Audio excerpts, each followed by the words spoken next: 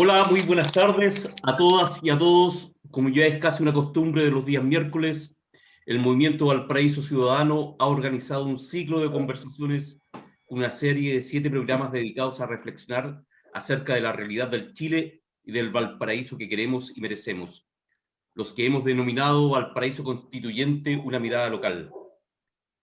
Allá casi un año del estallido social más importante de nuestro país en los últimos tiempos, quisiéramos partir este programa rindiendo un homenaje y reconociendo a los cientos de observadores, defensores, brigadistas, gráficos y activistas de los derechos humanos, en especial aquellos de nuestra ciudad, por comprometerse en la noble tarea de defender nuestros derechos. Ellos y ellas han debido enfrentar la violación sistemática, contextualizada e intencionada de los derechos humanos de quienes con legítimo derecho demandan justicia social para Chile.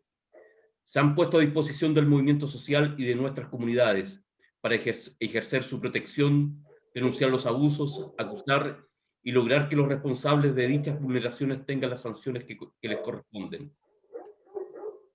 Derechos como la vida, la libertad, la justicia y la equidad no son solo memoria que nos demanda desde el pasado, sino también desde el presente y el futuro. Garantizar estos derechos hoy permitirá su protección de manera progresiva hacia el mañana. Por ello, el proceso constitucional que se abre como la oportunidad para hacerlo. Todos debemos entender que los derechos humanos y la democracia son los principales mecanismos de resolución de conflictos y de acceso a la justicia, y que son los pilares de una política integral de cambio constitucional y cultural que se aplique a toda escala y en todo Chile. Construir una agenda amplia e integral de esta materia para nuestro país es hoy una exigencia. Hoy nos convoca el 6º conversatorio en donde hablaremos de Constitución y derechos humanos, y para el desarrollo de este hemos invitado a 4 importantes actores locales relacionados con esta materia. En primer lugar, presentaremos a Alejandra Nielsen Molina, educadora de párvulos, ex directora regional de la Junta Nacional de Jardines Infantiles Junji y actual asesora técnica en educación de la Unidad de Infancia y Derechos del SERPAJ, Servicio, Paz y Justicia, institución que nace en el año 1977 como una expresión de la voluntad ética y política de un amplio grupo de cristianos que desde su inspiración humanista y liberadora se organiza a partir del método de la no violencia activa a fin de promover una cultura de los derechos humanos. Bienvenida, Alejandra, a este conversatorio y gracias por haber aceptado nuestra invitación. Hola, buenas tardes. Muchas gracias por la invitación. También está con nosotros Cecilia Martínez Muñoz, fundadora y presidenta de la colectiva Bordadoras por la Memoria, activista y militante política de los derechos humanos. Este colectivo nace el año 2016 al alero del proyecto del Parque Cultural de Valparaíso. Sin embargo, las bordadoras se dan a conocer el año 2017 con su muestra Grávidas Mariposas, Yo Soy, que retrata a las mujeres detenidas, desaparecidas, embarazadas. Su primer trabajo se inspiró en las canciones de Violeta Parra, luego en canciones de Víctor Jara, también un homenaje a los caídos en la masacre del Corpus Christi, con la exposición La historia los recordará vivos. Y en el contexto del estallido social se han volcado a abordar el presente para denunciar la represión policial amparada por el actual gobierno. Bienvenida, Cecilia, muchas gracias por asistir a este conversatorio. Muchas gracias. Muchas gracias, buenas tardes a todos, muchas gracias por invitarnos. Es un grato encuentro en realidad. Esperábamos un poco saber más de este movimiento que para nosotros nos parece muy importante que exista. Gracias. Gracias, Cecilia. También está con nosotros Pedro Delgado, abogado de la Universidad de Valparaíso, experto en Derecho Civil, Laboral y de Familia. Colabora permanentemente con la Comisión Chilena de Derechos Humanos, ha sido uno de los principales abogados y defensores de los manifestantes, agrupaciones y movimientos sociales que han demandado sus derechos en nuestra ciudad. Hoy día colabora también con la Coordinadora de Organizaciones de Derechos Humanos de la Mesa Social de Valparaíso. Hola Pedro, ¿cómo estás? Bienvenido. Hola, ¿qué tal a todos y todas? Buenas tardes. Muy agradecido por la invitación. Gracias, Pedro. Y en cuarto lugar tenemos ahí recién integrándose a Fernando Martínez Mercado, abogado director de la sede Regional Valparaíso del Instituto de Derechos Humanos, Instituto Nacional de Derechos Humanos. Ha sido investigador y docente del Centro de Estudios en Seguridad Ciudadana de la Universidad de Chile y profesor de la Policía de Investigaciones de Chile, profesor invitado por el Instituto Interamericano de Derechos Humanos, Universidad Diego Portales, Universidad Alberto Hurtado y Carabineros de Chile. Consultor en varias instituciones en justicia, derechos humanos y seguridad ciudadana. Abogado de derechos humanos en Naciones Unidas y en la Vicaría de la Solidaridad. Bienvenido, Fernando. Muchas gracias, Claudio, por la invitación. Gracias a Patricia, que también me hizo llegar la invitación. Un saludo para Alejandra, Pedro y Cecilia. Hola. ¿Qué tal? ¿Cómo estás, Fernando? Oye, ya para entrar en materia, mira, se dice que una constitución es legítima cuando refleja los valores, principios y las creencias aceptadas por la sociedad, por lo cual los pueblos democráticos pueden darse nuevas instituciones si estiman que éstas ya no reflejan sus principios y creencias. Que es más o menos lo que hoy día está pasando en nuestro país con este proceso constituyente que hoy día estamos desarrollando y que el 25 de octubre, unos días más, tendremos un plebiscito en donde le damos, creo yo, el término definitivo a la Constitución del 80. Oye, quiero hacer unas consultas individuales ahora, después vamos a partir con consultas más masivas a los cuatro. Les decía por interno que, en definitiva, pese a que son individuales, al final de la ronda ustedes pueden tomar la palabra también y hacer aporte a lo que ya se ha ido conversando. Por tanto, en un panel abierto pueden expresar sus opiniones con toda seguridad, que ojalá son libres de expresarlas, pero ustedes se harán cargo de aquellas. Pues. Oye, y vamos a partir con Fernando. Fernando, desde tu perspectiva y experiencia profesional, ¿nos podrías indicar qué debiéramos entender por derechos humanos y cuál es su implicancia en la vida social, política, económica y cultural de nuestras sociedades, de nuestro país, de nuestros territorios, en fin? ¿Cuál sería tu opinión al respecto para definir esa palabra así que a veces es tan manoseada, pero que yo creo que en tu vida profesional tú tienes más o menos claro para dónde apunta el tema? Perfecto, lo que no sé es cuánto tiempo tenemos, porque con esa pregunta se puede hablar varias horas. Sí. No, pero vamos resumiendo, acotando, si esto es para entrar en calor recién. ¿Cuántos minutos para entrar en calor al tiro, Claudio? Sí, unos 5, 10 minutos, 10 Listo, minutos. perfecto. Sí, bueno, gracias por la pregunta y mira, desde la perspectiva del instituto, porque ustedes me invitan acá como miembro del instituto, no por mis opiniones personales, y yo me hago cargo de representar las opiniones del instituto. Desde la perspectiva del instituto, todas las personas que tienen la calidad de seres humanos tienen una cantidad importante de atributos que son las que le permiten precisamente tener esa calidad de persona, diferenciarse de otros seres vivos que no tienen esos mismos atributos y que son aquellos que se reconocen y se identifican como derechos humanos y que se le exige al Estado que reconozca y que limite su poder en función de garantizarlos. Por eso es que también en ese sentido, en el trabajo que viene realizando el Instituto, constituyen violaciones de estos derechos, de los derechos humanos, aquellas acciones que son realizadas por agentes del Estado que atentan contra alguno de estos derechos reconocidos por no solamente la legislación interna de los países, sino que también reconocidos muy ampliamente por los instrumentos internacionales, por la doctrina internacional, por los principios generales del derecho.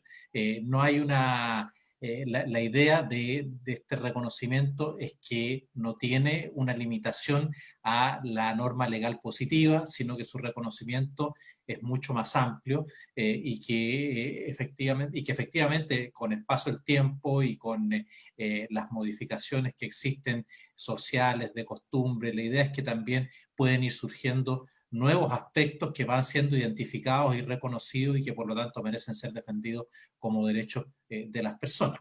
Entonces, esa es un poco nuestra perspectiva de trabajo. En particular, el instituto tiene un estatuto de referencia que es el Derecho Internacional de los Derechos Humanos, considerando no únicamente los tratados internacionales suscritos y ratificados por Chile, como dice el artículo 2 de la Constitución nuestra actual, y que eventualmente, y esperamos, yo aquí doy una opinión personal, espero también que pueda ser cambiada por una constitución originada democráticamente, sino que también considerando todas aquellas otras expresiones del derecho que vienen a recoger en el ámbito internacional aspiraciones colectivas o individuales que pueden trabajarse desde la perspectiva de los derechos de las personas. Entonces, en ese sentido tenemos este marco de actuación y es por eso que muchas veces el instituto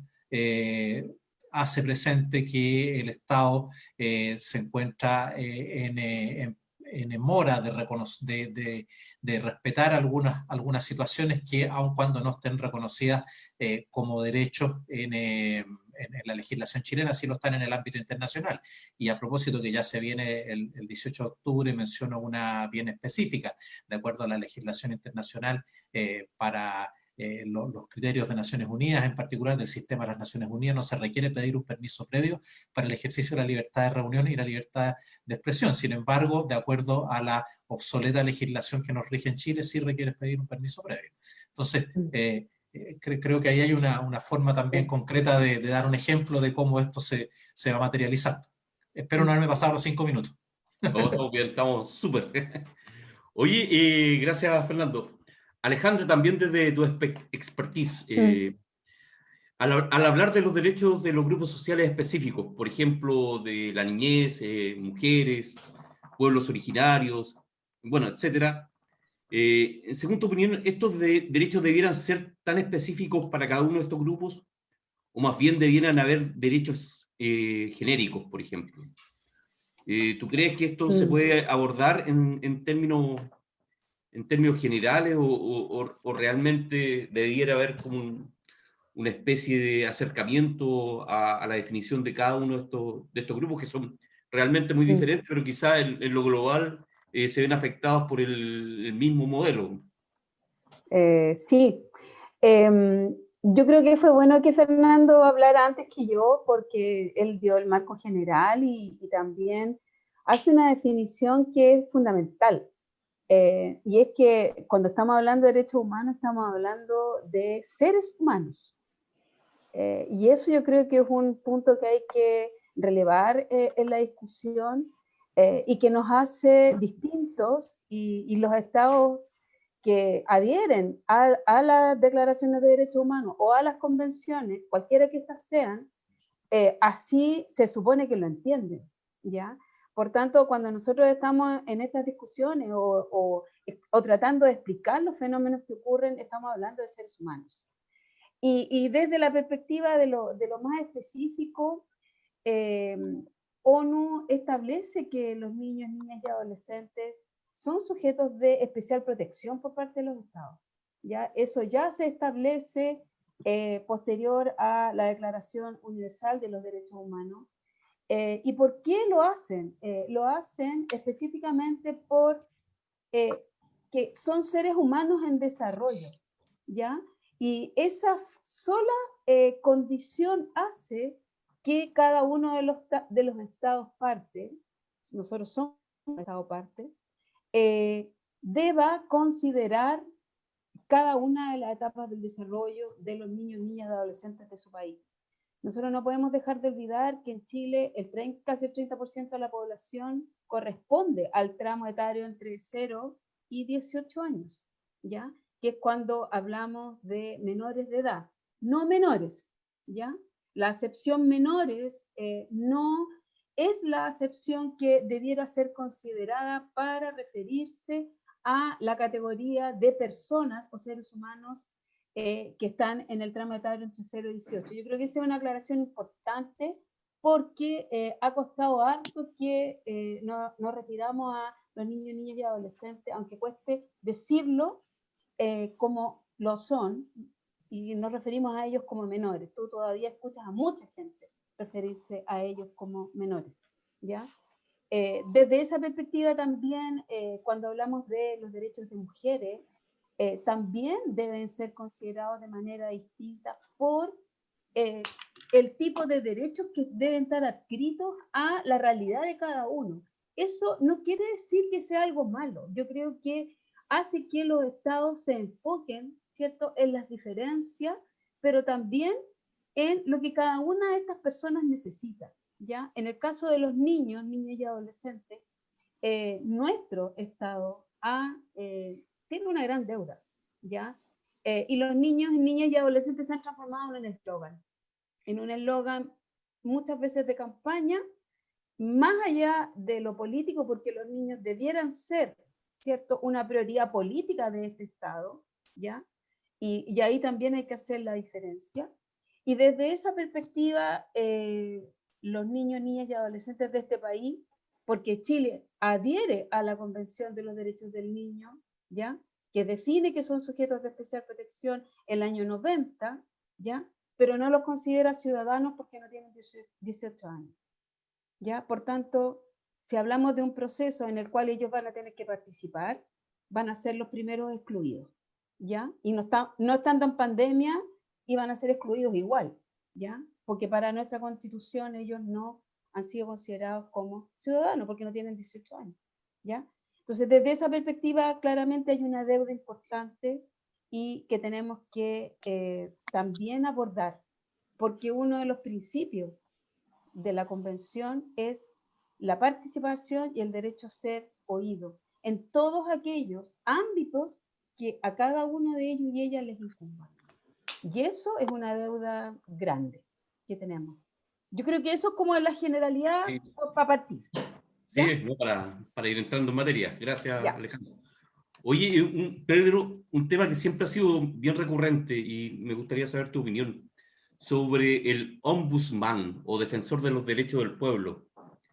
Que sea alguien en el fondo que las personas al cual puedan recurrir para que en determinados casos, por ejemplo, que existe una defensa desde el propio Estado de los derechos que han sido vulnerados en cierta forma. ¿Tú cómo ves este tema? ¿Crees que podría existir, se podría dar en la discusión de esta nueva constitución? Porque es como una especie de cambio de paradigma. O sea, siempre uno ve al Estado como el Estado que está por sobre todo, pero que tiene como esa incapacidad de empatizar con los ciudadanos en cierta forma. Y creo que una buena alternativa sería generar este defensor de los derechos del pueblo. ¿Qué opinión te merece al respecto? A ver, lo primero, destacar un tema histórico. Efectivamente, digamos, la figura del ombudsman está tipificado primeramente en la legislación sueca.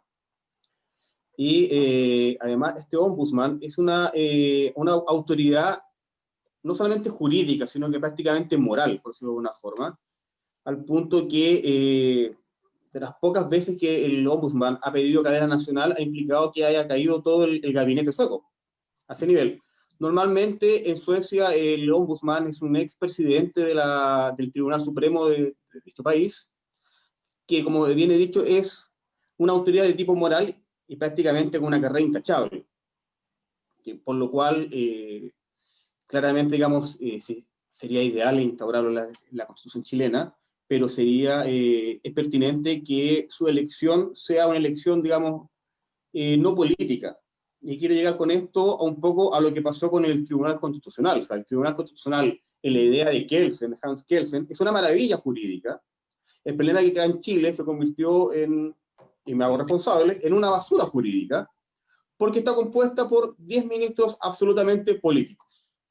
O sea, eso no pasa con la Corte Suprema o con las Cortes de Apelaciones, que cuando uno va a alegar, uno da sus fundamentos jurídicos y espera, digamos, convencer a la sala, digamos, de la Corte de Apelaciones o a la sala de la Corte Suprema o eventualmente el Pleno.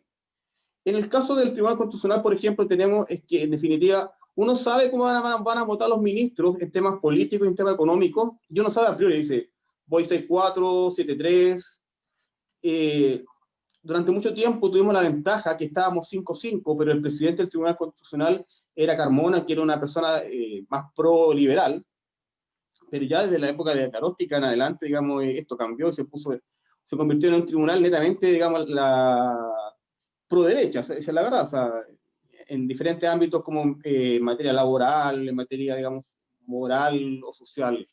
Y volviendo al tema del ombudsman, sería ideal que haya un defensor del pueblo que haga, digamos, de contrapeso para este monstruo que es el Estado, digamos, y que nos proteja. O sea, de hecho, puedo contar como infidencia, hay un grupo de abogados que están, y otras personas que están formando ya una red que va en procura de que en Chile se instaure la figura del ombudsman. Porque en definitiva, en general las autoridades o los organismos que están para proteger a los ciudadanos en Chile, salvo la Corte Suprema, el Poder Judicial en general, son figuras sin armas. El mejor caso es el caso del CERNAC. El CERNAC se le dieron más instrumentos, vino nuevamente el Tribunal Constitucional, a quien haya hecho mención, y le quita las armas. La Inspección del Trabajo, la Dirección del Trabajo también, tiene facultades muy limitadas. Entonces, por eso es importante integrar esta figura del ombudsman, pero que además se le dé una capacidad jurídica de actuar y que en lo posible no esté permeado por el coteo político.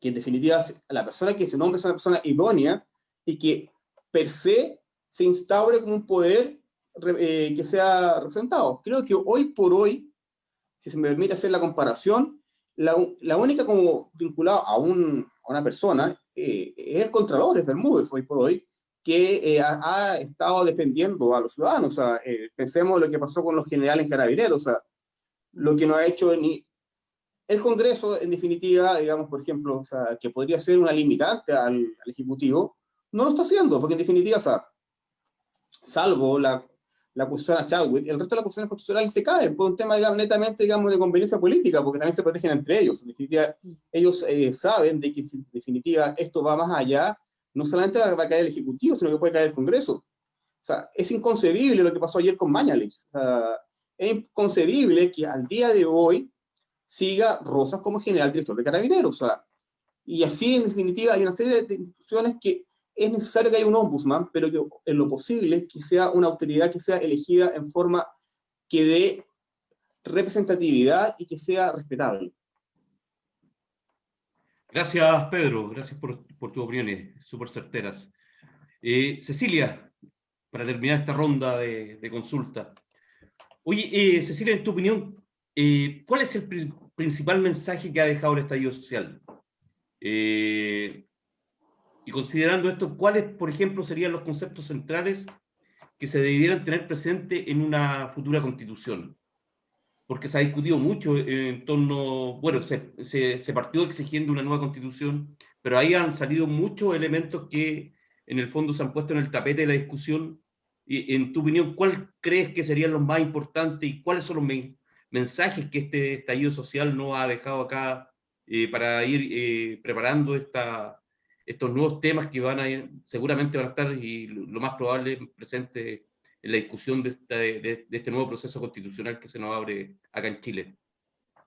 Yo creo que una de las razones de que se haya producido primero este estallido social de la forma que fue, todos sabemos que en el fondo la olla a presión que se empezó a llenar por años de injusticia, por años de iniquidad, por años de abuso, en que la gran mayoría del país se sintió tocada, porque no es una cuestión de que haya sido ni política, es una cuestión netamente social. Y lo que en el fondo pasó es que la gente en general se siente huérfana del Estado, o sea, se siente que el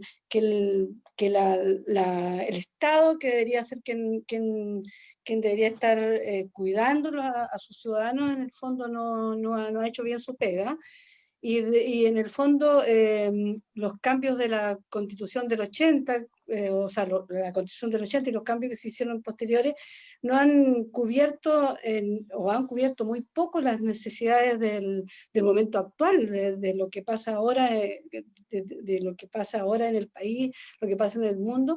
Entonces, en el fondo el hecho de sentirse como fuera, sin la protección del Estado. Yo creo que debería ser el Estado el que adquiera de forma estructural e institucional una visión de derechos humanos, promoviendo y defendiendo los derechos humanos, que son una de las cosas en que la gente, que son fundamentales, porque los derechos humanos tienen que ver con desde que te levantás en la mañana hasta que te acuestas en la noche, con lo que comes, en el lugar en que vives, en el sueldo que ganas, todo tiene que ver con los derechos humanos. Entonces, eso ha pasado en el fondo que las personas, o los muchachos, los jóvenes, los adultos mayores se sintieron, se sienten.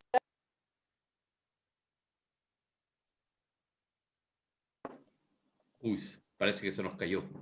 Se nos cayó. Sí. Ahí. Cecilia, hola. Ya. Sigamos mejor.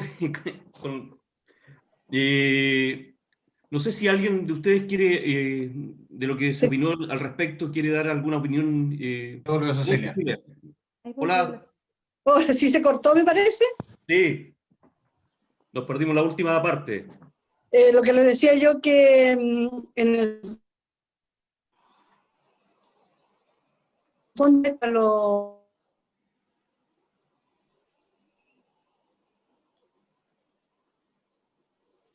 Parece que... Cecilia, si quieres apaga la cámara para que tenga mejor señal.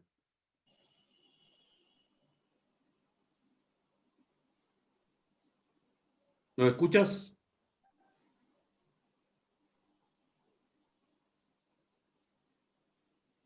Ya, vamos a tener que seguir nomás.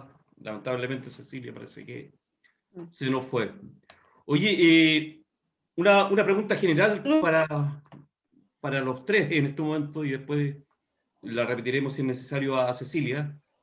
En opinión de ustedes, no, ¿sabes qué? Había consultado antes algo, si alguien tenía alguna referencia de lo que ustedes mismos opinaron, alguien quisiera hacer un aporte de lo que opinó Fernando o Alejandra. Pedro. Sí, Bueno. muy brevemente, respecto a tu pregunta, si deben ser derechos genéricos o específicos en la nueva Constitución establecido, evidentemente, obviamente hay derechos que son genéricos a todos, pero también creo que lo que se distingue mucho en derecho constitucional, que es la diferenciación entre discriminaciones positivas y negativas. Evidentemente, las discriminaciones negativas deben estar excluidas, pero también no es menos cierto que tratar situaciones desiguales por un tema histórico, como de igual forma, al día de hoy, no corresponde. Hay que hacer una discriminación de tipo positiva. Y es por eso que, no sé, los derechos de la mujer, que en esta semana ya hemos tenido casos de femicidio una vez más, tienen que estar establecidos de forma específica ciertos derechos. Lo mismo que minorías como minorías sexuales, temas religiosos. Tenemos que tener un Estado que efectivamente proteja a todos y tratar situaciones desiguales por un tema histórico, social o lo que fuere, digamos, evidentemente tienen que tener una legislación diferente. Lo otro, respecto a lo que hablaban, ¿qué pasa con los adolescentes? Pensemos que en Chile se dictó hace poco, un par de años atrás, una ley penal adolescente, en que en definitiva la imputabilidad penal se baja en cuanto a la edad, pero como contrapartida no hay un mayor aumento de derechos. Efectivamente, hoy por hoy los adolescentes pueden ser perseguidos penalmente, con penas más bajas, pero son perseguidos penalmente, pero por el contrario están excluidos de ir a votar, pese a que, convengámoslo, los grandes impulsores del estallido social el año pasado fueron los adolescentes que partieron soltando un torniquete. Entonces, quienes fueron el primer impulso de esto están excluidos. Eso. Exacto. ¿Alguien más? Yo Sí, quería, Alejandra. también reforzando lo que ha dicho Pedro, estas consideraciones que deben hacerse de manera diferenciada respecto de los niños, las niñas y los adolescentes también, tiene que ver cómo ellos van aprendiendo a mirar el mundo, ¿ya? En estas etapas de desarrollo por las cuales van pasando. Hay formas distintas de ver lo que está pasando, y a nosotros se nos olvida que ellos vieron todo lo que ocurrió, que muchos de ellos estuvieron con sus padres, con sus madres, con sus abuelos, marchando, con sus hermanos, estuvieron en sus poblaciones, expresando el mismo dolor que expresaban sus padres, lo expresaban ellos también, ¿ya? Pero olvidamos preguntarles a ellos, ¿ya? Cómo ellos estaban comprendiendo estos dolores, ¿ya? O cómo ellos visibilizaban esta lucha que su familia o que el mundo adulto estaba dando, cómo la estaban mirando ellos. Y desde esa perspectiva, post 18 de octubre, se hicieron varios encuentros, ya hartos encuentros con niños, niñas y adolescentes, y fue bien ejemplarizador, diría yo, sobre lo que ellos nos van diciendo, ¿no? Ellos nos van reflejando muchas cosas que nosotros no hemos considerado, ¿ya? Como por ejemplo que ellos sabían que algo pasaba, pero no comprendían todo lo que estaba pasando, y que nadie les explicaba, ¿ya? Entonces ahí la consideración de este ser humano al cual se refería Fernando, que está reconocido en la Declaración Universal de los Derechos Humanos, y este ser humano, niño, niña y adolescente, reconocido por Chile en la Convención, ya es un ser pensante, pero además un ser que siente y es autónomo en lo que decide y en lo que está experimentando. Entonces, desde esa perspectiva, los adultos, ¿ya? Los miramos, efectivamente, ¿ya? Pero no los hacemos parte de estos procesos con, por ejemplo, explicaciones que son básicas. Entonces, si yo me pregunto, y tal vez le pregunto a todos los que hoy día nos están escuchando, ¿cuántos de todos nosotros le hemos tratado de explicar a nuestros hijos, tengan la edad que tengan, el proceso al cual nos vamos a ver enfrentado el 25 de octubre próximo? ¿Y por qué es tan importante para nosotros, ya, los adultos, que esto ocurra en este país? Entonces también ahí hay un llamado a mirar también a los niños como sujetos de derecho, y que el interés superior del niño tiene que ver con este reconocimiento. Eso. Sí, muy claro, Alejandra. Fernando, ¿no? Sí, cómo no. Cada vez que me ofrezcan la palabra voy a hablar. Mira, Yo lo escucho, lo estoy escuchando. un poquito en la línea de lo que decía Alejandra. Mira, yo creo que aquí lo importante es que no todos aun cuando todos los seres humanos tienen los mismos derechos, no todos están en las mismas circunstancias o condiciones, y hay, por lo tanto, necesidad de que existan protecciones reforzadas.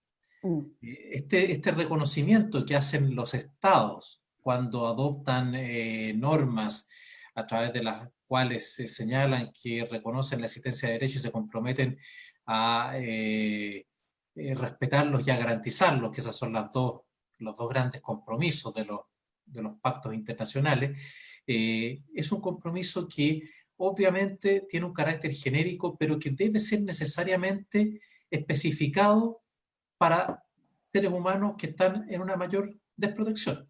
Y es por eso que surge la importancia de las protecciones reforzadas, y surge la importancia de los estatutos especiales en el caso de niños, en el caso de personas con discapacidad, en fin, distintos grupos de personas que tienen derechos humanos y que requieren una protección reforzada. Bueno, insisto en ese término.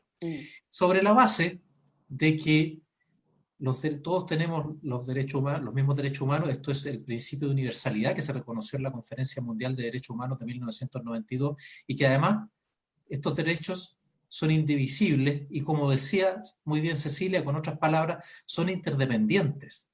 Por eso es que Cecilia decía, oye, si desde que nos levantamos hasta que nos acostamos estamos haciendo cosas que tienen que ver con derechos humanos. Y es cierto. Y eso tiene que ver con la interdependencia de los derechos humanos. Para poder tener una vida digna hay que tener un trabajo decente y así sucesivamente. Por lo tanto, ahí hay una cuestión que me parece que es importante señalar. Luego, visto desde el punto de vista de lo que son las instituciones de derechos humanos, yo creo que en definitiva lo que hay que buscar es que el Estado efectivamente tenga un compromiso político a través de todas sus instituciones y no necesariamente entender que tener más instituciones de derechos humanos nos va a permitir tener una mejor situación de los derechos humanos en un Estado determinado.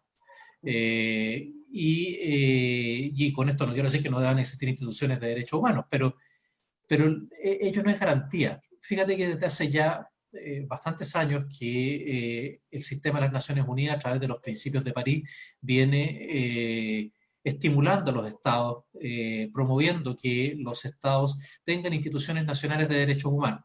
Entonces los estados crean instituciones nacionales de derechos humanos, pero no las crean fuertes, con mucho presupuesto, con muchos funcionarios, las crean con lo suficiente para cumplir el compromiso internacional, que incluso en algunos casos, como en el caso de los principios de París, ni siquiera es un compromiso que se les pueda exigir su cumplimiento en forma imperativa. Y por lo tanto, el respeto y garantía que en definitiva cada Estado vaya prodigando a los derechos humanos, no depende si tenemos, en el caso de Chile tenemos ya Instituto Nacional de Derechos Humanos, tenemos Mecanismo Nacional de Protección de la Tortura, tenemos Subsecretaría de Derechos Humanos, lo que está muy bien. Antes había una Dirección de Derechos Humanos en el Ministerio de Relaciones Exteriores, no sé si seguirá siendo dirección o cómo se llama. Ahora hay Departamento de Derechos Humanos en Carabineros, hay Departamento de Derechos Humanos en Gendarmería, y en ese sentido, desde más o menos el año 1985, que existe un capítulo chileno del Ombudsman. En definitiva, a mí me parece también que deberíamos ser interesante tener un ombudsman, pero insisto en algo básico, o sea, que hay una cuestión que tiene que ver también con lo cultural. Creo yo que antes que eso incluso, el deber fundamental de las policías es proteger los derechos humanos. Cuando nacen las policías modernas, hace 200, 250 años, nacen, entre otras, con un compromiso de proteger los derechos de las personas. Si uno lee la Declaración de los Derechos del Hombre y del Ciudadano, que no están ni siquiera mencionadas las mujeres, en 1789, se da cuenta que está mencionado ahí el deber de las policías de proteger los derechos humanos. 1789, o sea, hace rato ya.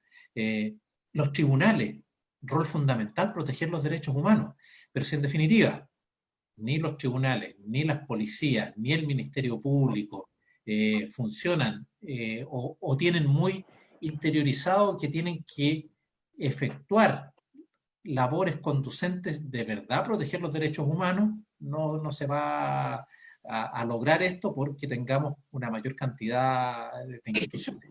En el caso del instituto, es bastante más pequeño que la Contraloría. Es cierto que son los dos órganos autónomos, pero obviamente hay una diferencia de peso entre la Contraloría y el Instituto. Creo que a estas alturas, que estamos cumpliendo 10 años este año, y somos 280 para todo Chile. Y bueno, eso está bien, nos arreglamos y hacemos hartas cosas.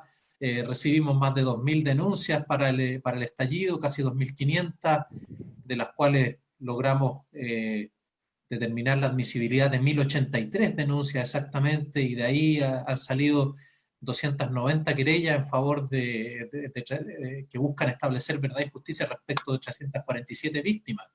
O sea, no es poco. Eso es lo que quiero decir. En 6 años de actividades de promoción hemos llegado a más de 10.000 personas en la región. Pero si no hay un compromiso real y no hay reforma policial y no hay conceptualización de la policía en otros términos en la Constitución, y no solo de la policía, sino que también de otros roles que tienen que ver con otros temas, perdón que cuente una anécdota. Yo sé que Pedro lo hemos visto muchas veces en comisaría, sé que es abogado, sé que tramita, no sé qué hace Alejandra, pero fíjate que a comienzos de los 90, cuando estaba recién aprobada la Convención sobre los Derechos del Niño, que creo que la mencionaba Alejandra, yo en una oportunidad yo tramitaba en menores, y en una oportunidad presenté un escrito, ya no me acuerdo por qué tema, y lo fundamenté en la Convención de los Derechos del Niño. Y la jueza de menores, y esto es para la risa hoy día, me mandó a tarjar los pasajes injuriosos, porque citaba la Convención sobre los Derechos del Niño. A tarjar los pasajes injuriosos, que es una medida que adoptan los jueces cuando quieren, cuando se molestan mucho y va con pelera que un abogado, o la adoptaban anteriormente en el sistema escriturado, para que un abogado retirara ciertos dichos. Pero estamos hablando de citas de la Convención sobre los Derechos del Niño. Entonces, bueno, yo creo que hay instituciones que han evolucionado bastante, el Poder Judicial ha evolucionado bastante, yo creo que podría evolucionar más. Hay otras instituciones que creo que les falta bastante acción en estos temas de protección de derechos humanos, como el Ministerio Público.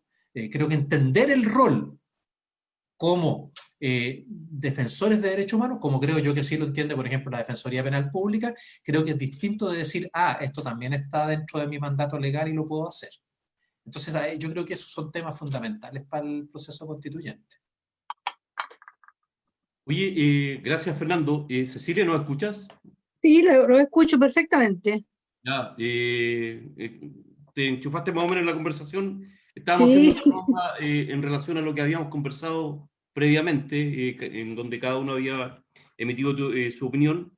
Y no sé si quieres complementar algo, te dejamos unos minutos para, bueno, terminar las ideas que estabas planteando, porque en definitiva fue medio truncado el audio en ese momento.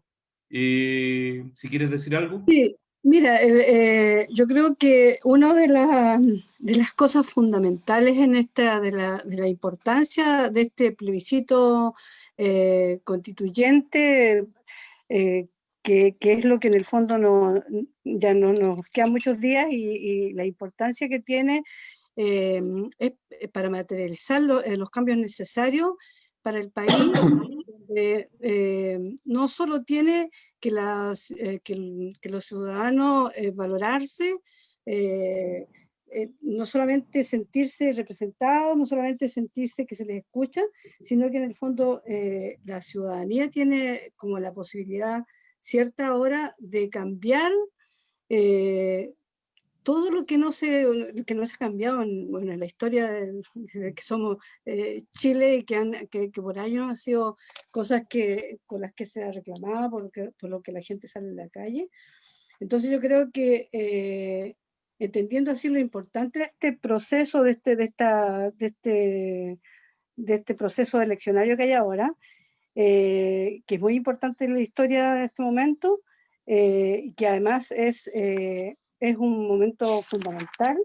Y yo creo que como sociedad en el fondo, saber que esta constitución actual no permite la inclusión de nuevos derechos de cara a los nuevos desafíos políticos y sociales contemporáneos, y que una nueva constitución permitiría subsanar estos elementos, identificando la importancia de los tratados internacionales en derechos humanos y en forma interna, en el fondo, porque en el fondo quisiéramos nosotros como ciudadanos que el Estado se hiciera cargo de forma estructural e institucional, promoviendo los derechos humanos y defendiendo su aplicación. Yo pienso que en el fondo hay un montón de instituciones que hacen muy bien su trabajo, como hablaba recién el señor Martínez, con pocos recursos, con una forma de trabajar que en el fondo se hace con una cantidad ínfima de funcionarios, en un trabajo tremendo como tiene el Instituto de Derechos Humanos y todas las instancias que tienen que ver, las organizaciones que tienen que ver con derechos humanos. Pero si esto no están protegidos por el Estado, no están apoyados realmente por el Estado, en el fondo es un trabajo que es difícil de llevar a cabo, y en realidad como ciudadanos esperaríamos que sea el Estado el que se haga cargo de defender y promover con una nueva constitución los derechos humanos. Eso yo creo que es una de las cosas que pensamos que debería ser de esa forma. Hay una necesidad de actualizar nuestro catálogo de derechos fundamentales que permita la incorporación y la complementación con otras visiones, como la de género o indígena, y que se actualice con la incorporación de los derechos colectivos o grupales, tales como los derechos de los niños, de los adultos mayores o de los pueblos originarios. Eso yo pienso que tiene que ser así, o sea, eso es una necesidad que yo creo que todos los que estamos pensando en cambiar esta nueva constitución es lo que esperamos, es lo que queremos, que se abra esa posibilidad. Es eso, en el fondo, lo que quisiéramos nosotros que pasara. Eso quisiéramos nosotros que pasara. Entonces, entendiendo así la importancia de la historia de este momento, que es fundamental que sea un órgano encargado, que en el fondo lo que quiero decir es que la importancia del plebiscito constituyente para materializar los cambios necesarios para el país, donde no solo tiene que la ciudadanía valerse, salir a votar, volcarse a votar por la opción apruebo, entendiendo así la importancia histórica del momento, sino que además es fundamental de que el órgano encargado de su redacción sea específicamente electo para este efecto, es decir, una convención constituyente. O sea, si no está una cosa acompañada de la otra, en realidad no va a pasar mucho, porque en el fondo tiene que ser, las dos instancias tienen que ser electas por a quienes nos importa, en el fondo, que son los ciudadanos. Eso es lo que a mí me gustaría como enfatizar, que este momento es histórico, o sea, hemos pasado pasado momentos como generaciones increíbles, como esto de la pandemia que nos tocó, que sea como generación, pero aparte como chilenos nos toca una instancia que es histórica, o sea, quizás cuántos años más van a pasar en que podamos tener la posibilidad de hacer cambios fundamentales como son los cambios constitucionales. Eso me gustaría aportar. Gracias, Cecilia, muchas gracias. Oye, una pregunta para los cuatro, y una pregunta bastante general, pero queríamos centrarlo también en la mirada local, en nuestra ciudad de Valparaíso. Yo sé que todos tienen un apego por esta ciudad y nos gustaría saber la opinión al respecto. Y es saber el estado general en que se encuentran los derechos humanos, como les decía, tanto en Chile como en nuestra ciudad. Podríamos partir por Pedro. Pedro, ¿qué opinión te merece el estado actual de los derechos humanos en nuestro país? Pero imprimirle una mirada bastante local para que nosotros siempre hemos trabajado acá en Valparaíso, siempre hemos desarrollado nuestra actividad social, política acá en nuestra ciudad, así que... Bueno, respecto a nivel nacional, y siguiendo un poco lo que decía Fernando, evidentemente el ideal sería que las policías, igual que el Ministerio Público, estuviesen en pro de proteger los derechos humanos. Pero tenemos que, por un lado, el Ministerio Público no está para eso, o no lo está cumpliendo esa función, sino por el contrario, y tal vez por un tema, digamos, social, de la prensa, cultural, no sé, tenemos que el Ministerio Público se dedica a perseguir personas. Y normalmente esas personas son las personas de menores recursos, porque las personas con mayores recursos tienen buenos abogados defensores, y además las personas que tienen recursos, cuando son que accionan, se querellan. Y por eso es tan relevante lo que pasó con la fiscal Chong en cuanto a perseguir lo que pasó, lo acontecido en el puente Pío IX, o sea, porque por regla general, y aquí voy a título particular, me ha tocado ver ya, y los centros a nivel regional, realmente tal en Valparaíso, que muchas veces los abogados observadores de derechos humanos que hemos estado en comisaría, hemos terminado discutiendo con los fiscales. O sea, y aquí vuelvo a centrar al gran punto. La policía en Chile, Carabineros de Chile, es una institución que sistemáticamente viola los derechos humanos. Y me hago responsable. los viola en una forma sistemática. Tal vez en el último tiempo, previo a la pandemia, esto había, en Valparaíso se había, a ver cómo decirlo, solucionado un poco, porque en un comienzo, nosotros, digamos, los grupos de abogados, el mismo INDH, terminábamos prácticamente interponiendo amparos telefónicos al juez de garantía de turno todos los días, porque los detenidos por el estallido social llegaban machucados, lesionados, heridos, torturados, no sé, y la verdad que en la segunda comisaría de Valparaíso, a veces teníamos que, no nos querían dejar entrar ni siquiera a ver a los detenidos, siendo que es un derecho que está en la Constitución y en el Código Procesal Penal, que cualquier imputado tiene derecho a entrevistarse en forma privada con un abogado. O sea, nos costó un mundo poder conseguir las listas de los detenidos. Y peor aún, no uno, sino muchas personas, y en eso en la Comisión de Derechos Humanos nos estamos haciendo cargo de llevar una estadística de eso, y estamos también empezando a empezar querella. Hay muchas personas que, ¿qué pasaba? Como sabían de que los carabineros habían abogados y observadores de derechos humanos en las comisarías, las personas no llegaban a las comisarías, sino que literalmente las subían a un carro policial, les pegaban, o en buen chileno les sacaban la cresta, se perdonen la expresión, y los dejaban botados en el camino, y no llegaban a la comisaría. Por otro lado, tenemos un tema que no se dio una vez, sino se ha dado en forma sistemática.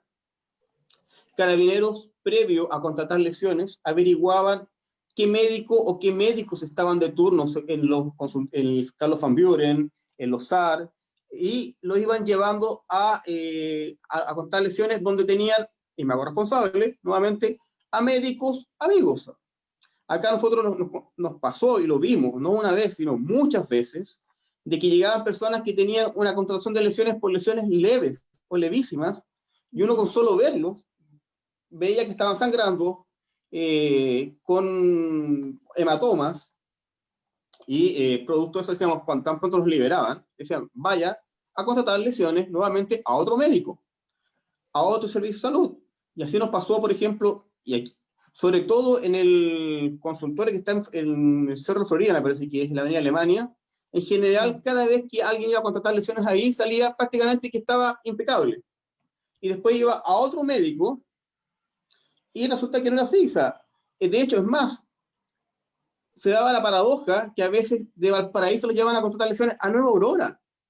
¿Por qué? Porque había un médico que estaba, digamos, coludido con Carabineros, y me hago responsable. Entonces, en definitiva, hoy por hoy acá en Valparaíso se violan los derechos humanos en forma sistemática por Carabineros de Chile. Sí. Hay excepciones, evidentemente, o sea, no voy a decir que todos son iguales, pero la mayoría de los carabineros violan en forma sistemática los derechos humanos. O sea, mientras Carabineros de Chile siga viendo a quien se manifiesta como un enemigo no sé de qué, porque en definitiva Carabineros de Chile son igual que el resto de las personas que se manifiestan, personas que están al mismo nivel socioeconómico. Pero mientras sigan viendo como enemigos, los derechos humanos se van a seguir violando en forma sistemática. Eso es lo que puedo decir. Gracias, Pedro. Y Alejandro, en tu opinión, el estado actual de los derechos humanos en Chile en general, pero también con una mirada local acá en Valparaíso. Me conmueve cuando tú preguntas eso, porque, y también escuchando a Pedro, porque, bueno, yo trabajo en CERPAG, y CERPAG estaba al lado de la parroquia, ahí en Uruguay, que tenía un centro de médicos voluntarios, enfermeras y paramédicos, que recibían a todas las personas que no iban a esos consultorios. Y ellos los atendían, y puedo dar fe de lo que estaba ocurriendo en el ámbito salud, y cómo no se constataban las lesiones efectivamente para que se pudieran establecer las querellas, ¿ya? Y eso ocurrió, y probablemente va a seguir ocurriendo, ¿ya? Y eso es una vulneración grave a los derechos, porque por algo se establece que la constatación de lesiones se hace en un centro hospitalario, ¿ya? No se hace en cualquier parte, no se hace en una parroquia que tiene un centro de atenciones que crea especialmente para aquello, ¿ya? Entonces, ¿de qué estamos hablando en el año 2019-20 que esto ocurra aún, ¿ya? Entonces, desde esa perspectiva, en Chile, ¿cómo salvaguardamos el derecho a la participación, a la libre opinión y a decir lo que nosotros necesitamos decir como ciudadanos y ciudadanas, si cuando estamos en una manifestación con nuestra familia completa, ¿ya? Somos agredidos por carros lanzaagua, lacrimógenas y todo lo que se ha arrojado durante las manifestaciones. ¿Quién hoy día vela por la seguridad de todas las personas que están allí? ¿Ya? Porque lo que aparece en la tele no es todo lo que ocurre, ¿ya? Y cuando uno ha estado en las marchas, y habemos miles marchando, no estamos lanzando bombas molotov, ni estamos rompiendo semáforos. Estamos marchando, estamos gritando lo que queremos, estamos diciendo lo que nos molesta, porque como ciudadanos tenemos la posibilidad de decirlo. Entonces, desde esa perspectiva, claro, tenemos acá esta posición que es tan bipolar. Ustedes son los enemigos porque marchan y se manifiestan, y nosotros somos los buenos porque los defendemos a la ciudad, en el caso de Valparaíso, de que estos vándalos nos incluyen a todos, y yo no me incluyo, que destruyen la ciudad. Y por otro lado, en la perspectiva local, efectivamente, si nosotros nos ponemos a mirar cuando una ciudad es una ciudad que garantiza derechos, ahí nos tenemos que ir a mirar una matriz de derechos, ¿ya? Y a tomar decisiones también comunales. Los alcaldes son llamados a eso, el alcalde que hoy día ejerce en la ciudad de Valparaíso, su consejo comunal también está llamado a mirar la ciudad desde una perspectiva de ser garantes de derechos en los ámbitos de salud, en los ámbitos de educación, de juego. Solo miremos Valparaíso y díganme ustedes dónde tenemos espacio de juego y de recreación para la familia, excepto lo que hay en la Plaza Victoria. ¿Cómo estamos pensando esta ciudad? ¿Esta ciudad va a ser solo malls? ¿O también estamos pensando en cómo se recrea la familia, en cómo se reúne la familia, en dónde juegan los niños y niñas, cómo se construye la política de vivienda en Valparaíso, que es una ciudad de puro cerro, ¿ya? Eso implica costos, implica diseño, implica innovación. ¿Cómo construimos una ciudad que más que inclusiva, ya le dé la posibilidad a todas las personas transitar por ella? O sea, de solo pensar cómo transita hoy día una persona en silla de ruedas por nuestra ciudad, también es una tarea de todos nosotros, ¿ya? Y también es un llamado a que todos nosotros podemos decir cosas respecto a aquello, y que hay otros que pueden ser llamados a, ¿cierto?, a generar opinión respecto de lo que se puede hacer en cada una de las ciudades. En cuanto a niñez, hay mucho que hacer todavía y mucho que decir, ¿ya? Y desde la perspectiva de los derechos, sería bien bueno que escucháramos a los niños y a las niñas y no solamente lo usáramos como un eslogan cuando es el Día del Niño, ¿ya? Y porque hay que vender más juguetes. Los niños no son solamente receptores de cosas, ¿ya? Son mucho más que eso, son seres humanos que quieren tener la posibilidad también de decirnos cosas, pero además no solo decirnos cosas, porque si no también haríamos el ejercicio, como decía Cecilia, de que estamos todo el rato pensando en derechos, pero esos derechos, ¿cómo los llevamos a cabo? En definitiva, ¿ya? Si solo alguien dice o hace como que escucha, o recibe el papelito que le queremos entregar, junto con lo que dijeron los niños en determinado espacio, pero no se hace nada al respecto.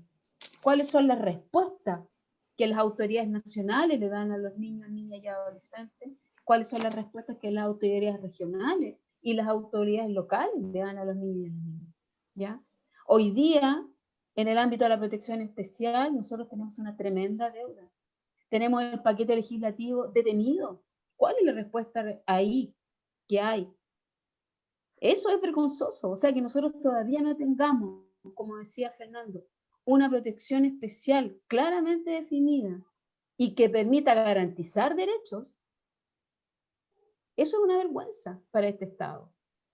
Y eso significa vulnerar derechos, porque si el Estado no lo garantiza, lo está vulnerando. Y por eso nosotros hacemos la diferencia cuando hablamos de garantizar derechos versus proteger. No es lo mismo, no es la misma responsabilidad. Y cuando un Estado se hace parte dice que va a garantizar derechos y en una constitución debiese estar establecido aquello.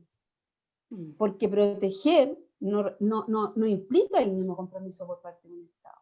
Y la última idea que a mí me gustaría decir es que en los espacios de participación y en los espacios también de garantía de derechos de todos los seres humanos que viven en este país, somos todos cogarantes.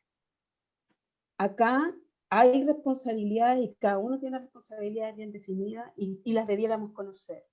Pero cada uno de los que estamos inclusive en este panel somos cogarantes de los derechos de las personas con las cuales vivimos, con las cuales que son nuestros vecinos y las personas que son parte de nuestra familia.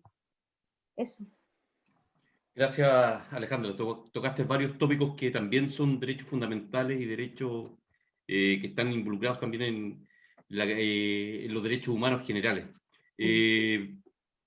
Fernando, en tu opinión, de lo que hemos ido viendo, y también podrías tomar una mirada más institucional al respecto, ¿y cuál es el estado actual de los derechos humanos? Hacíamos referencia a la situación general del país, pero también queríamos ver una mirada local. Tú como representante del Instituto Nacional de Derechos Humanos, también acá en Valparaíso. Mira, la situación de derechos humanos en Chile es bastante crítica. Pasan cosas que son asombrosas para el nivel de desarrollo que suponíamos que existía en el país, para el nivel de conciencia que suponíamos que existía en el país. Valparaíso, la región de Valparaíso, que es una región bastante metropolitanizada, al lado de Santiago, no escapa de la realidad nacional. Por el contrario, yo creo que la reproduce prácticamente en todos sus términos, con algunos agravantes, como que, por ejemplo, es muy difícil saber realmente qué pasa en términos de derechos humanos en los cerros, que yo creo que hay muy poca denuncia. Estoy convencido de que muchas de las denuncias que tenemos son de cosas que ocurren en el plan y que tenemos muy poca denuncia en los cerros.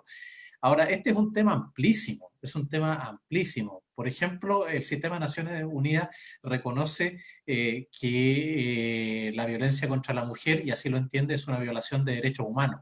Y la mayor cantidad de violencia contra la mujer se manifiesta en el ámbito intrafamiliar. Y las cifras de casos de violencia intrafamiliar que manejaba hasta hace un par de años atrás, no sé la cifra actualizada, pero hasta hace un par de años atrás, el Centro de Estudios en Seguridad Ciudadana de la Universidad de Chile, donde yo trabajé durante 10 años, superaban por lejos a la de cualquier otro delito. Entonces, resulta que después nos sorprendemos cuando hay femicidio. O sea, no hay nada que sorprenderse, ¿no? ¿Te das cuenta? Esos son los niveles de violación de derechos humanos que existen. Entonces, no es un problema que tenga que ver única y exclusivamente con que la situación está mala, porque a partir del 18 de octubre hubo un proceso de crisis social y política. Es una situación que tiene muchas aristas y muy importantes. Ahora, ojo que lo que sí tiene interesante este país en comparación a otros, y me ha tocado vivir en varios, es que acá hay registro. Hay muchos países en los cuales ni siquiera existe registro. Sin ir más lejos, estamos viendo cómo en los últimos meses las cifras de contagiados por COVID-19 en Argentina han subido exponencialmente después de que el presidente de Argentina se ufanaba de que comparativamente con Chile ellos estaban mucho mejor. Lo que no sabemos es qué nivel de registro hay en el campo en Argentina. Acá yo creo que el nivel de registro en general es bastante superior al de la media de América Latina. No estoy diciendo que sea bueno, estoy diciendo que para tener una idea más o menos de que sí nos enteramos de muchas cosas y eso me parece que está muy bien y es bueno para poner el acento y la atención en esas cosas. Dicho esto, hay otro tema que me gustaría también rescatar, porque yo creo que la situación que en el contexto de Valparaíso es un tema grave. Yo hablé hace un rato de cuáles habían sido los niveles de denuncia que habíamos recibido y me refería exclusivamente a derechos civiles y políticos en el ámbito de la crisis después del 18 de octubre. Pero hay un tema que nosotros tenemos registrado en el Instituto Nacional de Derechos Humanos con especial énfasis, que es el tema de los derechos ambientales. Hay todo un espacio todavía de derechos económicos, sociales, culturales y ambientales súper poco explorado. Y en ese ámbito, recordando algo de lo que decía Pedro, en las Cortes nosotros vemos, especialmente en derechos ambientales, que se reproduce bastante esto de a dónde eres, cómo votas. En las Cortes en general se sabe, cuando llegamos a una sala con un caso de derecho ambiental, cómo va a ser la votación. Y eso es bastante lamentable, pero sigue ocurriendo. El Instituto Nacional de Derechos Humanos tiene un instrumento que se llama Mapa de Conflictos Socioambientales. Ese es un instrumento que está disponible en línea en la página del instituto, y ahí vamos registrando como forma de sistematización, como forma de denuncia, como a manera de información, todos los conflictos no solo ambientales, sino socioambientales que se generan producto de distintos tipos de actividades productivas, extractivas, etcétera, a lo largo de Chile, inmobiliarias, etcétera. Valparaíso es la región que tiene identificada la mayor cantidad de conflictos socioambientales en todo el país. Hay dos alternativas. O en la oficina de Valparaíso del instituto somos muy activos en esta materia y hemos registrado muchos conflictos, o efectivamente la región de Valparaíso tiene muchos conflictos. Yo creo que ambas. Yo creo que hemos sido súper activos, y hemos sido súper activos porque hemos tenido muchas denuncias y porque la situación es grave. Es realmente grave. La situación en Petorca con el agua, en donde en el gobierno anterior, no en este gobierno, en el gobierno anterior se instruyó vía oficio, ni siquiera a través de un decreto supremo u otro tipo de resolución, vía oficio, a las gobernaciones para que entregaran un máximo de 50 litros diarios por camión aljibe a las comunidades que no tuvieran otro acceso de agua. Es absolutamente macabro. El sistema de las Naciones Unidas ha dicho que el estándar, porque el sistema de las Naciones Unidas no fija cuánta agua tiene que entregar un Estado, sino que establece estándares. Ha dicho que el estándar de 50 litros es un estándar de sobrevivencia. No es para vivir, es para sobrevivir. Nosotros acabamos de presentar hace un par de meses atrás un recurso ante la Corte de Apelaciones de Valparaíso, un recurso de protección, solicitando que se volviera a lo que había sido el estándar histórico en Chile de 100 litros de agua, que es el mínimo de vida, es el mínimo digno, es el mínimo para una vida digna según el sistema de las Naciones Unidas. Presentamos un recurso de protección por la provincia de Petorca, Cabildo y La Ligua, y la Corte nos lo rechazó. Y lo dramático es que quienes alegaban por la contraria, fundamentalmente el Consejo de Defensa del Estado, nótese, el Consejo de Defensa del Estado, el Consejo de Defensa del Estado debería tener una perspectiva de derechos humanos en su trabajo, es lo que yo hablaba antes. El Estado se organiza para defender a las personas, a los habitantes. Resulta que aquí el Consejo de Defensa del Estado decía que el estándar mínimo, el estándar que establece Naciones Unidas es el estándar de 50 litros. Le dijimos a los ministros ahí, sí, Naciones Unidas ha señalado que ese es un estándar, pero de sobrevivencia, o sea, es para no morirse, que no es lo mismo que vivir. Y obviamente que es un estándar transitorio, ¿no? O sea, el sistema de las Naciones Unidas no lo entiende como un estándar permanente, lo entiende como un estándar transitorio para no morirse temporalmente, pero de ahí hay que evolucionar a otras cosas. Y luego nos dicen que nos estamos metiendo, nos dicen los tribunales que nos estamos metiendo en políticas públicas con un recurso de protección. Claro que nos estamos metiendo en políticas públicas. Lo mismo nos dijo la Corte Suprema cuando ganamos el recurso de protección que habíamos perdido en Valparaíso, pero lo ganamos en la Suprema por la contaminación en Quintero y Puchuncaví.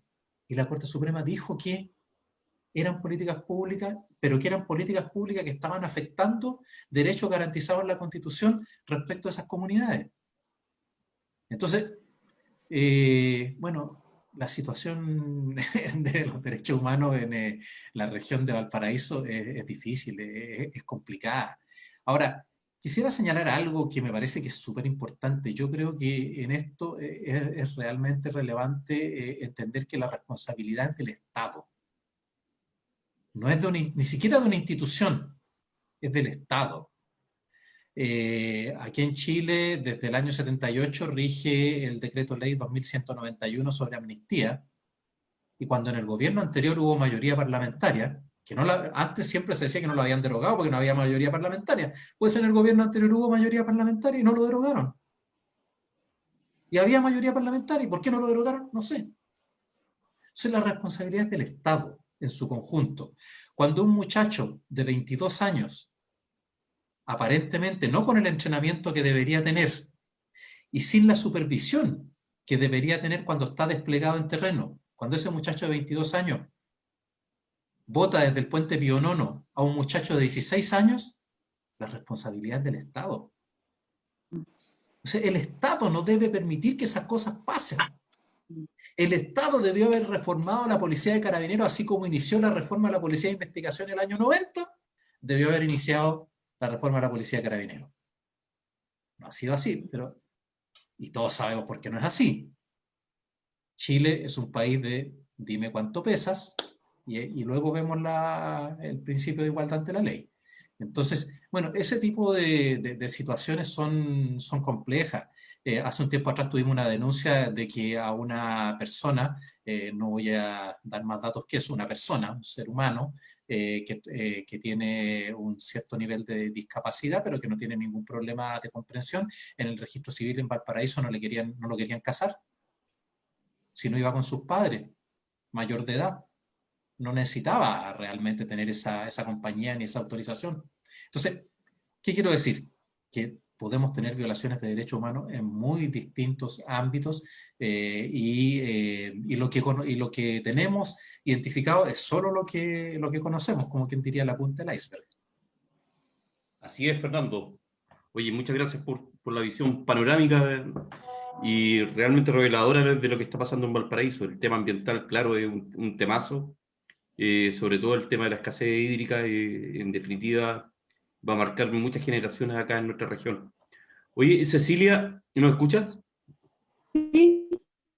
En relación a lo que estamos conversando, al estado actual de los derechos humanos, no tan solo en el país, sino que también acá en nuestra región, en nuestra ciudad de Valparaíso, ¿tienes alguna opinión al respecto de lo que te ha tocado vivir principalmente?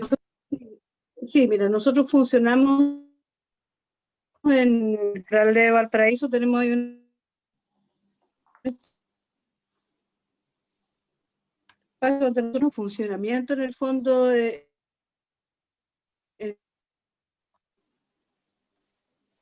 Cecilia, escuchamos súper mal. Muy mal. Aló. Oye, mientras se soluciona el problema, voy a saludar a la gente que nos ha estado viendo: Astrid Villarzún, Mariana Herrera, María Verónica Dávila, Lucía Robles, Yasmín Cáceres, Patricia Cortés, a Cristiano Teiza, Astrid Villarzún, que pregunta: me gustaría que pudiesen referirse a la vulneración de los derechos humanos durante el estallido y el estado de las causas en Valparaíso. También Paz Castelblanco, sería bueno saber si en una nueva construcción puede quedar constitución debe ser, puede quedar establecida la institucionalidad que vele de manera imparcial y constante para garantizar la protección de los derechos humanos y cumplimiento de acuerdos internacionales. Un saludo de Sida Olegario, Loretito Aguilera. También Loretito dice: agregar que los derechos humanos tienen que aplicarse en todos los ámbitos, considerando los derechos reproductivos de las mujeres, proteger a las niñas para no obligarlas a parir, ni a los jóvenes. La violencia se da de muchas formas. Oye, para ir terminando... ¿Me escuchas ahora? ¿Se escucha o no? Y ahora sí. Sí. Mira, lo que yo quería un poquito contarles en torno a lo que pasaba en Valparaíso con los derechos humanos, en realidad con los derechos ciudadanos. Había una cosa de que a nosotros nos preocupaba mucho porque nos toca fundamentalmente por el grupo etario en que estamos la mayoría de nosotras, era lo poco amable que es Valparaíso con los adultos mayores, que no hay una política que haga que se pueda caminar en Valparaíso. Por ejemplo, el mismo entorno donde está el Parque Cultural, que tiene un montón de actividades que son muy buenas para la ciudadanía, pero el acceso a él es muy difícil es muy difícil para las personas mayores, qué sé yo, con dificultades para movilizarse, caminar por Valparaíso. Yo creo que una de las cosas en que esos derechos ciudadanos en el fondo no han sido solucionados, no se ha hecho una política a nivel de bienes nacionales, porque también depende de eso, de las municipalidades, qué sé yo, que puedan hacer espacios que sirvan para que los adultos mayores puedan salir a caminar, por un ejercicio tan fundamental. Que los adultos mayores puedan salir a caminar. Acá si uno se da cuenta, las plazas están llenas de hoyos, las calles están mal pavimentadas, o sea, en el fondo también es un derecho súper importante y que debería ser una de las cosas en que las personas que están a cargo de los lugares de la vialidad se ocuparan de esos derechos de que la gente en general, en realidad, o sea, les afecta a los niños también, les afecta a todo tipo de personas, pero fundamentalmente los adultos mayores están cada vez más obligados a quedarse en su casa porque la verdad es que no son los espacios públicos muy amables con ellos. Eso quería como un poco agregar. Sí, es Cecilia, algo decía también Alejandra, que en Valparaíso, bueno, todo es más caro y más difícil de implementar, la topografía lamentablemente no nos acompaña en ese aspecto y, bueno, son las consecuencias de vivir en una ciudad bastante especial como es Valparaíso. Oye, y para ir terminando, e ir cerrando, primero que nada, agradecerle a usted la participación. Me gustaría que hicieran como ya un cierre de esta conversación, pero refiriéndose un poco a lo que viene ahora con el proceso constituyente, con este plebiscito que es el 25 de octubre, en que lo más probable es que gane la posición del apruebo, por lo que se ve en la encuesta en general, y que después vendría todo un proceso de la definición de los constituyentes ya el próximo año, en abril del próximo año, en donde ojalá se dé la posibilidad concreta de que los elegidos realmente estén a la altura de las circunstancias y provoquemos los cambios que sean necesarios para el buen desarrollo de nuestro país y de nuestra sociedad. Quiero interpelarle a cada uno de ustedes en el fondo como para que den la opinión al respecto de más o menos cómo sienten que se viene este proceso, si vamos a tener una participación importante, si ustedes quieren hacer una arenga por alguna posición específica, pero también decirles que con esto vamos a ir cerrando este capítulo de hoy día y agradecerles la participación que fue realmente muy decidora. Hay varios temas que planteó Fernando, que planteó Alejandra, Cecilia y Pedro, por supuesto, que en realidad debieran estar en la discusión de lo que hoy día es el nuevo proceso constituyente. De todas formas, quiero agradecerles la participación y dejarlos invitados para el próximo miércoles también para un nuevo capítulo. Quizás tengo entendido que el último capítulo que vamos a desarrollar en este contexto, antes del plebiscito, y que sería Constitución y los derechos de los jóvenes. Dejo primero que nada a Alejandra con tus últimas palabras y en el contexto del proceso que se viene ahora, tanto el plebiscito y posteriormente la elección de los constituyentes. Bien, bueno, muchas cosas se me vienen a la cabeza. Yo quisiera decir que para nosotras las mujeres es muy significativo tener la posibilidad de hoy día incidir en un hecho histórico. No hace muchos años las mujeres no teníamos derecho a votar y se suponía que habíamos nacido del apéndice o del costado de un otro, que era un hombre. Por tanto, nunca fuimos concebidas con vida propia, y menos con identidad, menos con derecho, menos con autonomía, menos con la posibilidad de desarrollo y en igualdad de derechos.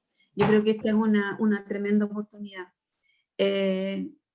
Sí se me queda en el tintero la posibilidad que pudiesen haber tenido los niños, niñas y adolescentes de haberse expresado. Ojalá que se la demos después, cuando empecemos a trabajar ya el espacio constituyente y empecemos a hacer las definiciones. Pero también hay una responsabilidad grande, y quiénes van a ser las personas que nos van a representar allí, en ese espacio. Y yo, Alejandra Nielsen Molina, porteña, nacida en Valparaíso, no quiero que sigan haciéndose los mismos análisis, las mismas propuestas, ni las mismas jugadas al que hemos estado hoy día expuestos durante décadas. O sea, nosotros queremos una constitución distinta, pero también concebida desde espacios donde todos seamos representados y que la votación no sea un tema de coteo solamente. ¿Ah? O dónde gano yo o dónde ganas tú, o desde dónde va a estar el poder, si aquí o allá. Una constitución es mucho más que eso, es lo que va a regir el marco, ¿cierto?, garante de derechos de esta nación. Entonces, desde esa perspectiva también invitar a todos los que podamos hacer el ejercicio de explicarle a los niños, niñas y adolescentes qué es lo que va a significar para todos nosotros, ir a votar, al menos los que vamos a poder hacerlo, porque no todos van a tener derecho a hacerlo.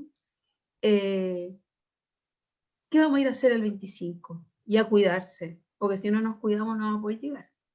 Así que muchas gracias por el espacio y fue súper, súper entretenido.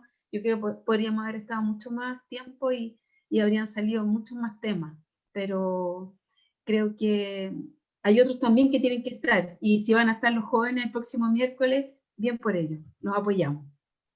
Sí, Alejandra, siempre el tiempo es bien limitado en estos temas, pero hemos tratado desde el Valparaíso Ciudadano construir opinión y aportar en este tema de lo que estamos construyendo hoy día, que ojalá una constitución, como decía adelante, que esté a la altura de las circunstancias y de las expectativas de todos los ciudadanos.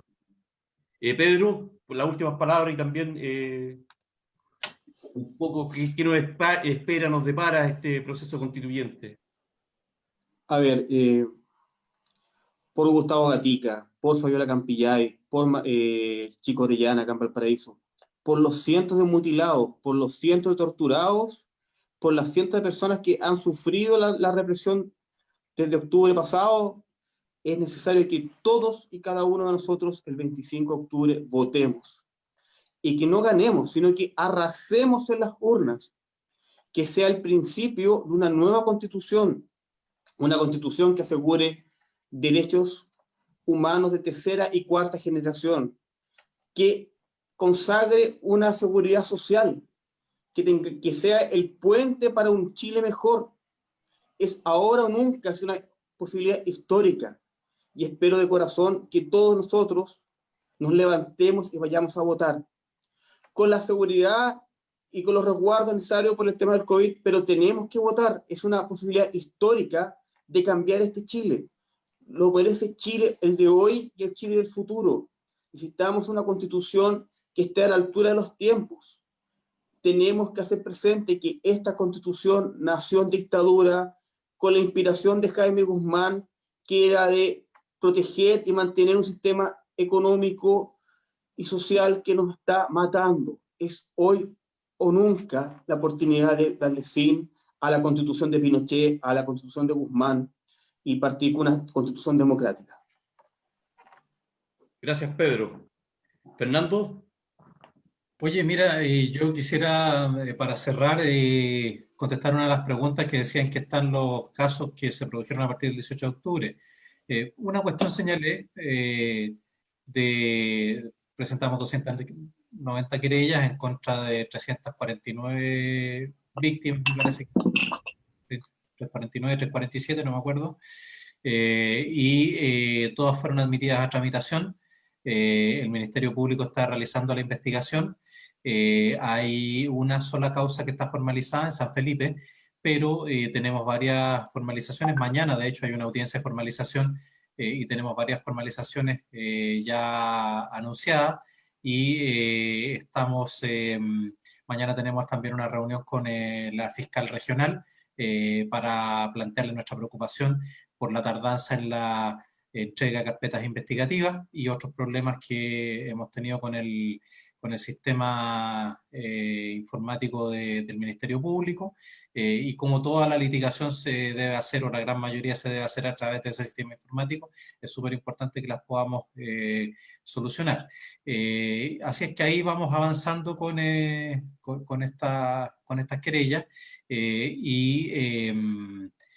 hemos recibido durante la última semana, a propósito que se va a cumplir un año del 18 de octubre, otros llamados de gente que nos hizo denuncias del 18 de octubre, que después nunca más los pudimos ubicar, y ahora nos están mandando los antecedentes de sus casos un año después, pero vamos a evaluarlos para poder interponer las acciones que correspondan. Así que todo esto lo hemos estado trabajando, nos pasamos todo el primer semestre buscando antecedentes. No es fácil lograr que una víctima o muchas víctimas presentaran los antecedentes para realizar acciones judiciales, así es que ahora vamos muy decididamente en la perspectiva de lucha contra la impunidad, en la búsqueda de verdad y justicia. Y desde la perspectiva global del instituto, el instituto ha señalado que su política no es solamente verdad y justicia, sino que también la construcción de una política de reparación y de garantías de no repetición.